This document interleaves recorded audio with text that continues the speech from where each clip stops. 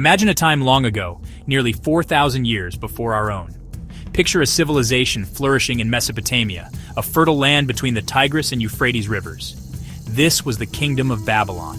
Its ruler was a powerful king named Hammurabi. He wasn't just a conqueror, he was a builder, an administrator, a visionary. Hammurabi saw a world of bustling cities, growing trade, and complex human interactions. He understood that for his kingdom to thrive, it needed more than just strong walls and a mighty army. It needed order. It needed a common understanding of right and wrong, a set of rules that everyone, from the wealthiest noble to the humblest farmer, could follow. Hammurabi's great idea was to gather all the laws of his land into a single monumental collection. This wasn't just a list of suggestions scribbled on a clay tablet. He commissioned the creation of a massive stone pillar, a stele carved from black diorite. It stood over 7 feet tall, a powerful symbol of justice for all to see. At the very top, an image was carved, Hammurabi himself, standing before Shamash, the Babylonian god of justice. This image sent a clear message. These laws were not merely the king's whims, they were divinely inspired, handed down from the heavens to guide humanity on earth. This was the code of Hammurabi. This act of creation was revolutionary for its time. Before Hammurabi, laws were often informal, changing from place to place and depending on the judgment of local leaders. This could lead to confusion and unfairness. A person might be punished severely for a minor offense in one village, while another person could commit a serious crime and receive a light penalty in the next. Hammurabi wanted to change that. He wanted to create a unified legal system that would apply across his entire empire, a standard of justice that was permanent, public, and undeniable. His code was a cosmic anchor, grounding his society in a shared set of principles.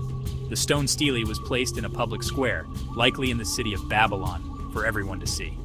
While most people in ancient Babylon could not read, the very existence of this monument was a profound statement. Scribes could read the laws aloud, and the knowledge of a written, unchanging code would spread throughout the kingdom. It represented a shift from arbitrary rule to a system where justice was, at least in theory, visible and consistent. It was a declaration that the king's power was tied to the well-being of his people, and that this well-being was protected by a set of clear, established laws. The Code of Hammurabi is famous for one principle above all others: an eye for an eye, a tooth for a tooth. This idea, known as lex talionis, or the law of retaliation, seems harsh to us today. But in the context of its time, it was a major step forward. It meant that the punishment should fit the crime. If you cause someone to lose an eye, your punishment would be the loss of your own eye. This principle was designed to limit revenge. It prevented a person from escalating a conflict, for instance, by killing someone who had only injured them. It established a sense of proportion, a balance in the cosmic scales of justice. The code was incredibly detailed, containing 282 laws that covered a vast spectrum of daily life in Babylon. It addressed everything from family matters like marriage and divorce to professional conduct. For example, there were laws for doctors and builders. If a surgeon performed an operation and the patient died, the surgeon's hands could be cut off. If a builder constructed a house that collapsed and killed the owner, the builder himself could be put to death. These laws created a powerful sense of accountability, reminding people that their actions had serious and often very direct consequences for themselves and others in their community. Many laws dealt with property and commerce, reflecting Babylon's role as a center of trade. There were rules about contracts, debts, and theft. If someone was caught stealing, the punishment was often severe, sometimes even death. But the code also protected the accused. It established a need for evidence. A person could not be convicted of a crime based on a mere accusation. Witnesses were required to come forward and testify. This was a foundational concept in law, the idea that justice requires proof. It was a safeguard against false accusations and a step toward a more structured and fair legal process. However, the law was not the same for everyone. Babylonian society was divided into different social classes: the nobles, the commoners, and the slaves. The eye for an eye principle often applied only when the victim and the perpetrator were from the same social class.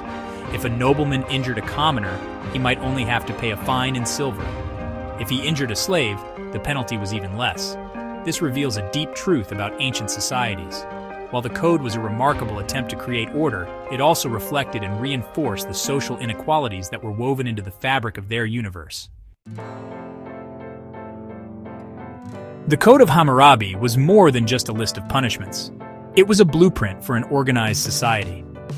Its primary purpose was to keep the peace and ensure that the kingdom ran smoothly. Imagine the chaos of a world without clear rules for business transactions or property disputes. The code provided a framework that allowed people to engage in trade with confidence. Farmers knew the rules for renting land and hiring laborers. Merchants understood the penalties for selling faulty goods. This legal structure was the invisible scaffolding that supported the growing economy of the Babylonian Empire, allowing it to prosper and expand its influence. One of the code's most important functions was to protect the vulnerable members of society. While it was not a system of perfect equality, it did include laws designed to safeguard widows, orphans, and the poor from exploitation. For instance, there were regulations limiting the interest rates that moneylenders could charge, preventing them from trapping people in an endless cycle of debt.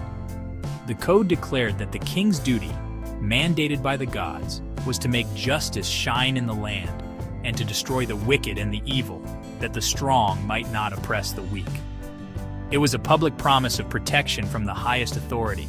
The laws also governed family life, which was seen as the fundamental building block of the entire civilization. The code had specific rules for marriage, dowries, inheritance, and adoption. It outlined the rights and responsibilities of husbands, wives, and children.